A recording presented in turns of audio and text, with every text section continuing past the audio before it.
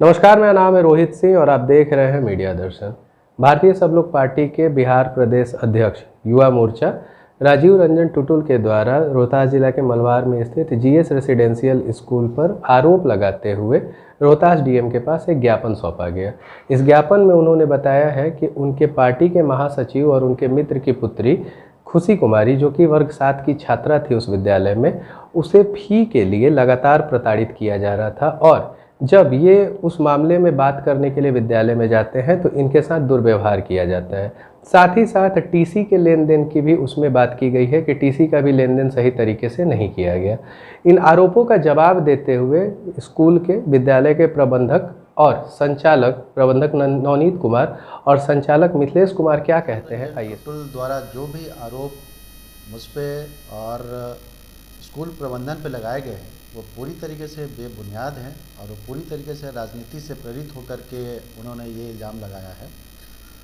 आपको मैं सारे साक्ष्य दिखाता हूँ कि 16/8/21 को उन्होंने टीसी के लिए उनकी माताजी ने आवेदन दिया था और 16/8 को ही हम लोगों ने वो टीसी उनको दे दिया था। टीसी और रिपोर्ट कार्ड दोनों उनको प्रोवाइड कर दिया गया था। और इसके बाद दूसरा मामला आता है कि उन्होंने जो आरोप लगाया है कि वेबसाइट पे टीसी अपलोड नहीं होने की वजह से उनकी बच्ची का नामांकन वहाँ नहीं हो पाया है, जो वो पेपर में भी उन्होंने इस बात का जिक्र किया है। मैं आप लोग को दिखा रहा हूँ कि ये टेक्निकल इशू है जो डिजिटल असॉल्ट जो मेरा सर्विस प्रोवाइडर है उसकी वजह से एंड वो गो डैडी की वजह से थोड़ा सा ये मेंटेनेंस की वजह से, उनके सर्वर मेंटेनेंस की वजह से, थोड़ी सी तकनीकी दिक्कत की वजह से ये अभी तक अपलोड नहीं हो पाई है, जो 2-4 दिनों में अपलोड हो जाएंगी। स्कूल की तरफ से इसमें कहीं कमी नहीं की गई है। और हम उसके बाद हम लोगों ने वहाँ के स्कूल प्रिंसिपल को, जो डीपीएस निगाही के प्रिंसिपल है, उनको स्कूल की तरफ से उनको मेल भी कर दिया गया था कि ये बच्ची हमारे यहाँ पढ़ती थी और जितने भी ये साक्ष्य दिए गए हैं वो हमारे स्कूल से निर्गत किए गए हैं जो सही हैं। और जैसे ही ये टीसी अपलोड कर दिया जाएगा वहाँ पे तो आपको सूचित कर दिया जाएगा। और इसी के बिहार पे उनकी बच्ची का वहाँ पे एडमिशन भी हो चुका है और वो बच्ची वहाँ पढ़ भी रही है। और इन्होंने ये आरोप लगाया है कि हमारी बच्ची का एडमिशन वहाँ पे नहीं हो पाया। सबसे पहली चीज़ कि ये राजीव रंजन टुटुल कौन होते हैं इस तरह के आरोप लगाने वाले। स्कूल प्रबंधन जो है सिर्फ बच्चों के माता और पिता के लिए जवाबदेही है और सिर्फ जो भी चीज़ होगा वो अगर वो कंप्लेन कर सकते हैं और हम उनको जवाब देंगे। ये राजीव रंजन टुटुल कौन होते हैं इस तरीके के बेबुनियाद बात करने वाले और स्कूल पे ये इल्ज़ाम लगाने वाले। आपने सुना प्रबंधक और संचालक को, उन्होंने सारी बात बताई और साथ ही साथ उन्होंने ये भी बताया कि उनके विद्यालय के ऊपर राजीव रंजन टुटुल द्वारा आरोप लगाने का व्यक्तिगत कारण था। व्यक्तिगत कारणों के बारे में वो क्या कहते थे। और हमारे यहाँ एक छोटा मोटा फंक्शन भी हुआ था जिसमें पूर्व केंद्रीय मंत्री जसवंत सिन्हा जी और माननीय सांसद पूर्व सांसद अरुण कुमार सिंह जी भी आए हुए थे और काफ़ी अच्छा वो प्रोग्राम रहा था। क्योंकि हम लोग सामाजिक आदमी हैं और इसमें भी हम लोग बढ़ चढ़ के हिस्सा लेते हैं, तो उसमें वो टुटुल जी भी आए हुए थे।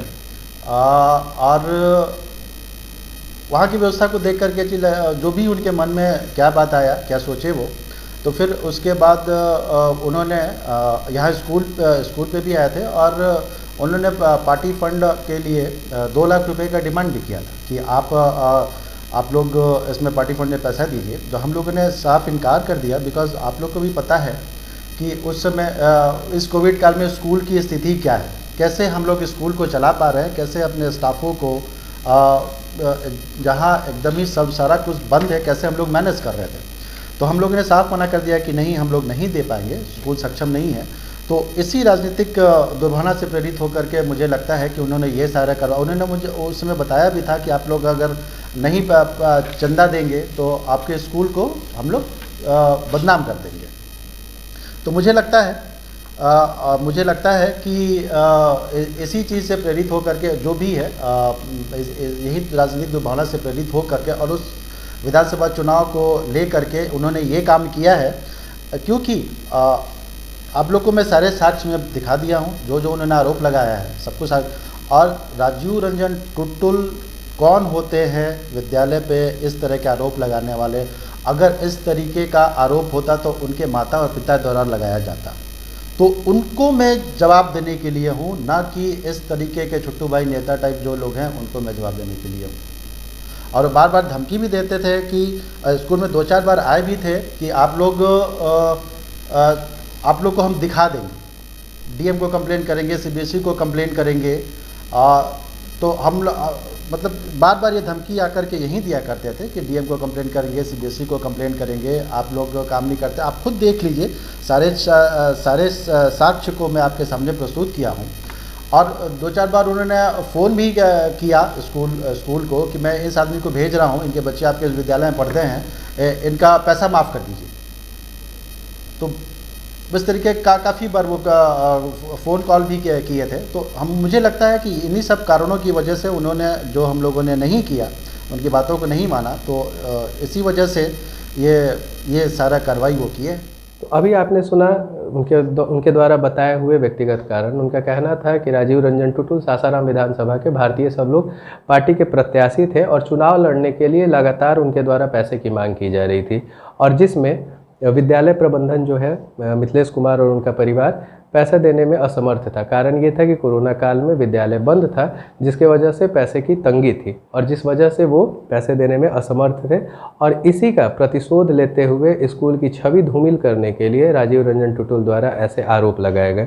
उन्होंने एक बात और कही कि किसी भी विद्यालय में अगर किसी विद्यार्थी को परेशानी होती है तो विद्यालय प्रबंधन जो है उस विद्यार्थी के परिजन के लिए जवाबदेह होता है, हर किसी के लिए नहीं। ऐसे ही खबरों के लिए बने रहिए मीडिया दर्शन के साथ। धन्यवाद।